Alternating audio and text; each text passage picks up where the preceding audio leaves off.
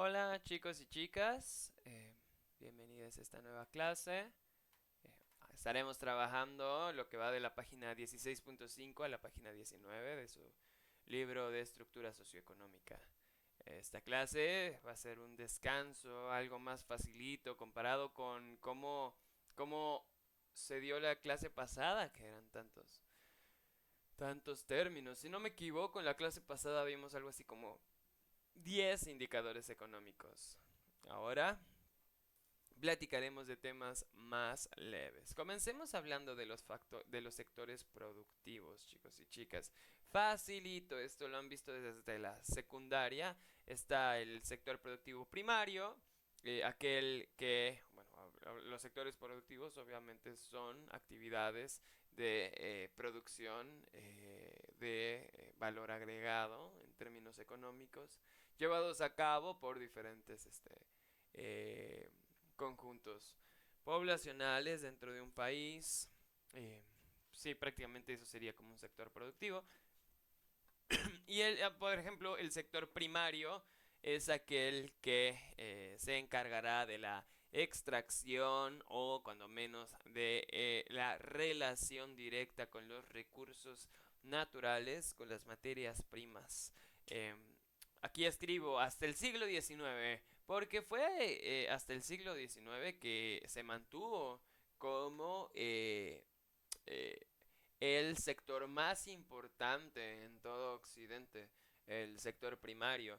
Pensemos en, pues nada, como la agricultura era una actividad tan importante hasta el siglo XIX, tanto así que hubo una escuela de pensamiento en términos de economía que decía que de la tierra se saca se extrae el valor agregado de una forma más efectiva, que de ahí viene la riqueza. Este grupo eran los fisiócratas, como hemos platicado ya algunas veces. Por otro lado está el sector productivo secundario, que se encarga de la modificación significativa de los recursos. Es decir, cuando los recursos naturales, estas materias primas, son intervenidas por la mano humana, por pues por la subjetividad humana, cuando el capital variable las modifica para generar productos o servicios. Eh, Esto se puede llevar a cabo, por ejemplo, en la industria, ¿no? En las fábricas.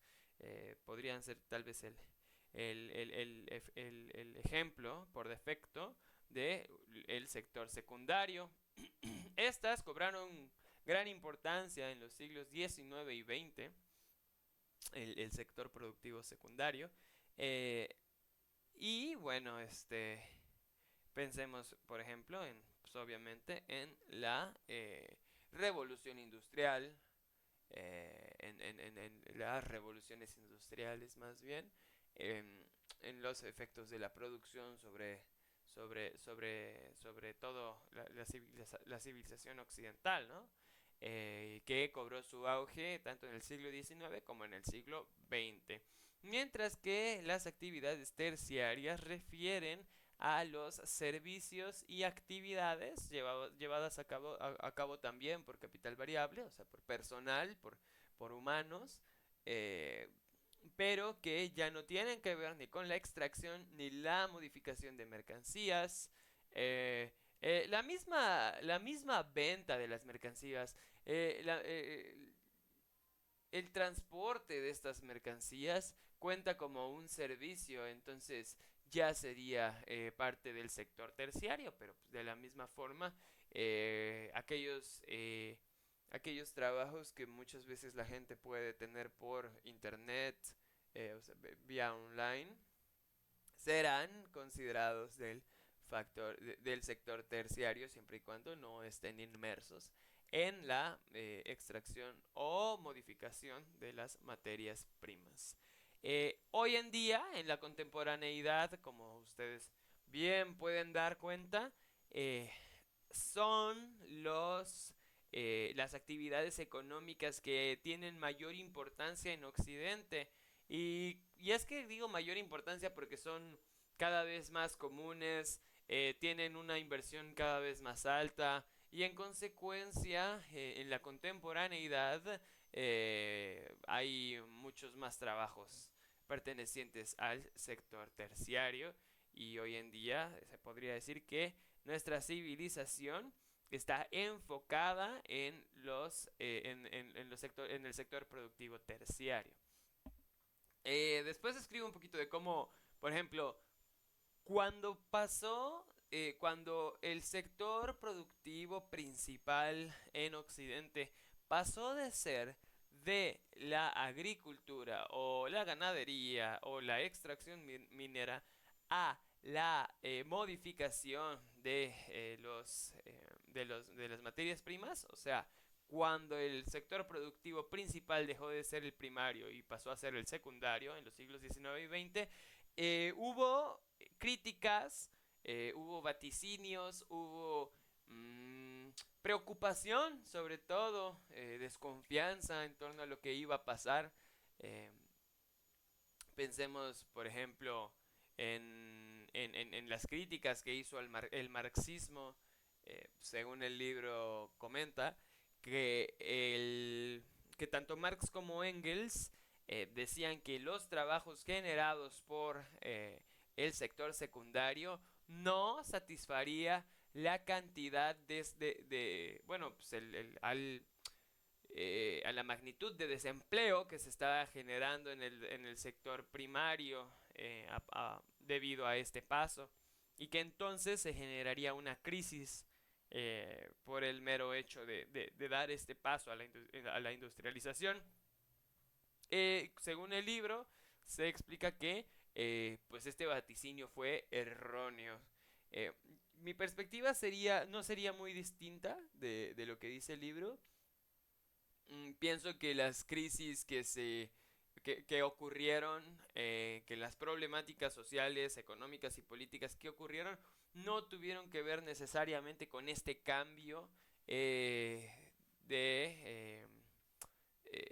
de preeminencia en los sectores productivos, sino más bien tuvo que ver con la forma en la que se distribuyó el valor agregado que se generaba en este nuevo modelo. Entonces, lo cual, o sea, lo que quiero decir es que los vaticinios marxistas que señala el libro sí que fueron incompletos, sí que se quedaron cortos a la cuestión, sí que, vamos, no fueron lo suficientemente complejos eh, en este término, en en esta parte en específico, en la cual se dice que por el simple hecho de cambiar de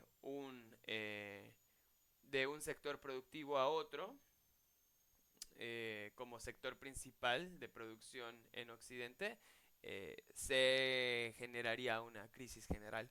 Que por cierto, aclaro, yo no he encontrado en mis investigaciones o estudios relativos al marxismo una crítica que dijera que el simple hecho del paso del sector primario al sector secundario generaría una crisis generalizada. Más bien, por ejemplo, podría haber que lo que diría Marx y Engels en su tiempo sería que esto aumentaría la polarización de la riqueza gradualmente, pero pues, que sería un fenómeno más bien causado por el capitalismo mismo, ¿no?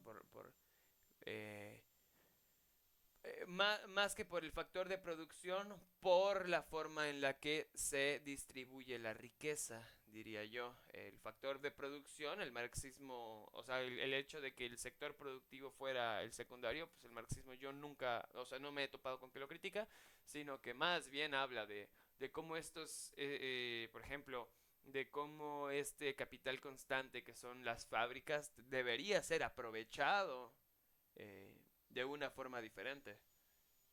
Pero independientemente de esa cuestión, pues sí que había en su tiempo desconfianza para el arribo del sector secundario como sector productivo más importante de una civilización.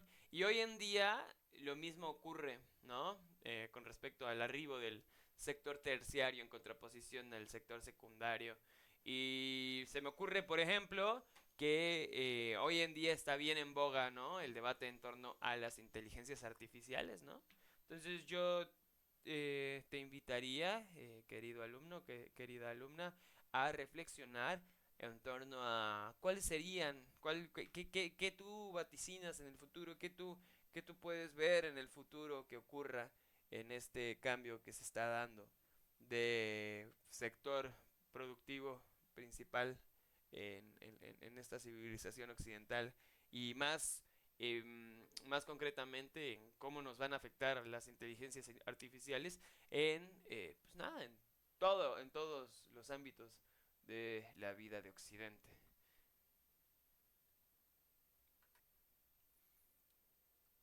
Em, Seguimos platicando un poquito de la historia de la economía, ¿no? Hablar del valor agregado. La pregunta era, pues, ¿cómo se genera, no? ¿Cómo se produce el valor agregado? ¿Cómo se genera el excedente productivo? Y bueno, en siglos XVII, XVIII,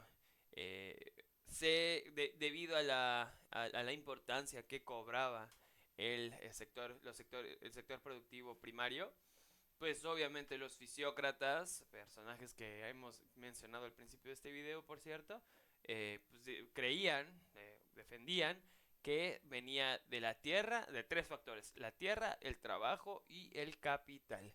Y pues cómo no iban a pensar que la tierra era generador, como el principal generador de riqueza, si la agricultura, de la mano con el esclavismo, por cierto, eh, llevaban, pues nada, el liderazgo económico en su tiempo, ¿no? Pero por ejemplo en siglos XIX y XX se elimina la cuestión de la tierra para enfocarse estas perspectivas como económicas en el trabajo y el capital como factores de producción de valor agregado principal. Pues claro, cuando tienes una fábrica, ya no le vas a dar tanta importancia a la tierra porque más bien, pues, históricamente, la modificación de las materias primas eran pues nada, lo que dejaba mayor valor agregado a los burgueses. En la contemporaneidad, si bien se mantiene la perspectiva sobre el trabajo y el capital, de la misma forma, hay un énfasis en el conocimiento del capital variable, ¿no? De los trabajadores, así como de los administradores de personal dentro de las empresas. Aunque el libro, a pesar de que no profundiza al respecto, me dejó picado con esa pregunta. Dice que desde hace una década los recursos naturales han cobrado relevancia en las reflexiones en torno a cuáles serían los factores que producen valor agregado, ¿no? Pero no encontré mucho más que eso, por lo cual, de la misma forma, te lo dejo a tu reflexión, querido alumno, querida alumna.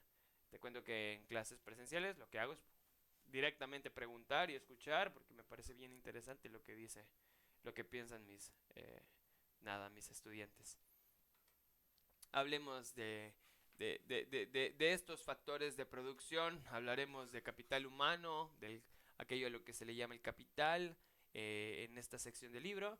También hablaremos de la tecnología y de la innovación, ¿no? Comenzando por el capital humano, que es aquello a lo que yo suelo referirme con conceptualización marxista, o de economía clásica, supongo, bueno, de economía crítica, eh, pero del siglo XIX, como capital variable, ¿no?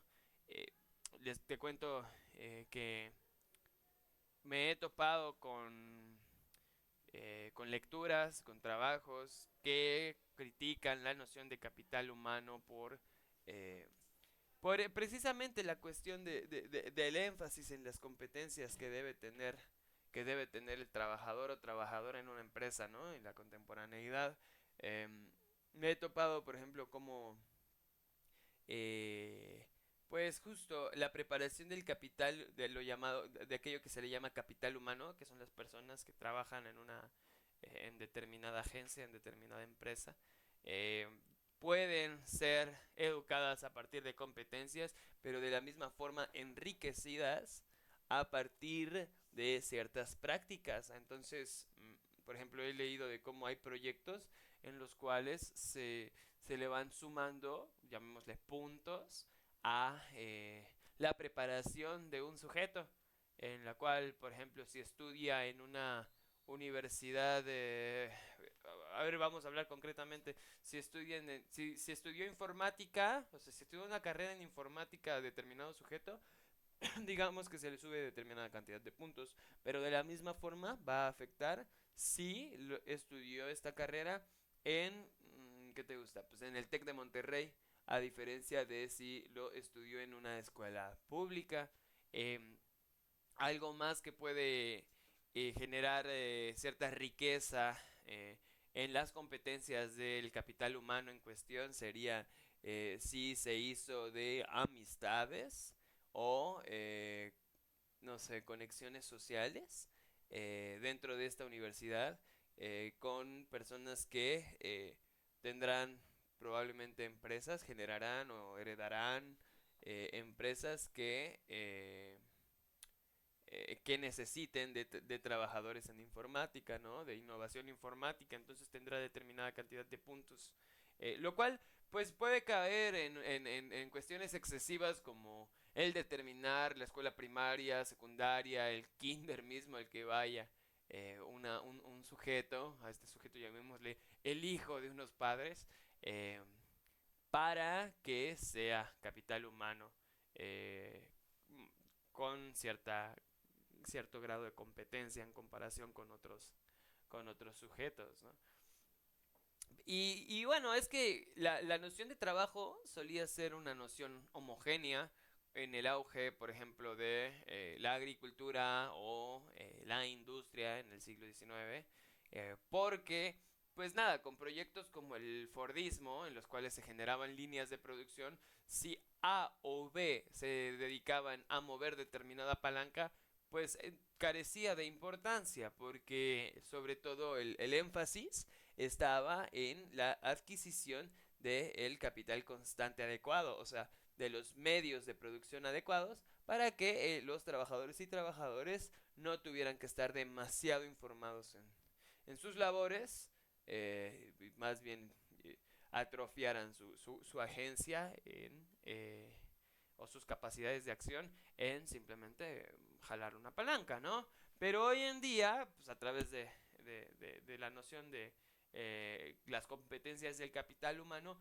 pues ya no se puede hablar de pues un trabajo homogéneo, de un capital variable homogéneo, de un capital humano homogéneo, o sea, no es lo mismo, pues justo según estas teorías, invertir en ciertos trabajadores o en otros tantos que podrían tener capacidades o competencias diferentes. El capitalista, al invertir para generar la producción de determinada mercancía o servicio, requerirá de capital variable o de personas que trabajen, al cual aquí se le llama capital humano, o de capital constante, que son pues todos estos, eh, ¿cómo será? Como, pues sí, activos que permitirán la producción de la mercancía o del servicio. ¿A qué me refiero con estos activos? Pues piensen, por ejemplo, en las máquinas en una industria, en todos aquellos mecanismos con los cuales trabajará el capital humano, el capital variable, pues, para generar la mercancía. Lo conceptualizo a partir del libro, como lo pueden ver leído aquí, que es dinero que se invierte mediante el sistema financiero, hasta los activos que intervienen en la producción e incluso las propias instalaciones. O sea, si yo te pregunto, a ver, ¿cuál es el capital constante? Bueno, que yo de nuevo lo conceptualizo a partir de terminología marxista, ¿no? ¿Cuál es el capital constante no sé, una fábrica de balones? pues podría ser las máquinas que cortan el cuero, ¿no? Para el balón. Y también pueden ser las máquinas que inflan, que llenan de aire estos balones. Y de la misma forma puede ser la fábrica en sí, las instalaciones de la fábrica en sí. Eh, como pueden ver, tampoco se puede pensar de una forma homogénea, porque pues no es lo mismo invertir en cierto capital constante o en otro que tenga ciertas, pues nada, que tenga cierta innovación tecnológica en el proceso de su fabricación y por lo tanto genere esta diferencia eh, entre tu empresa y otra más.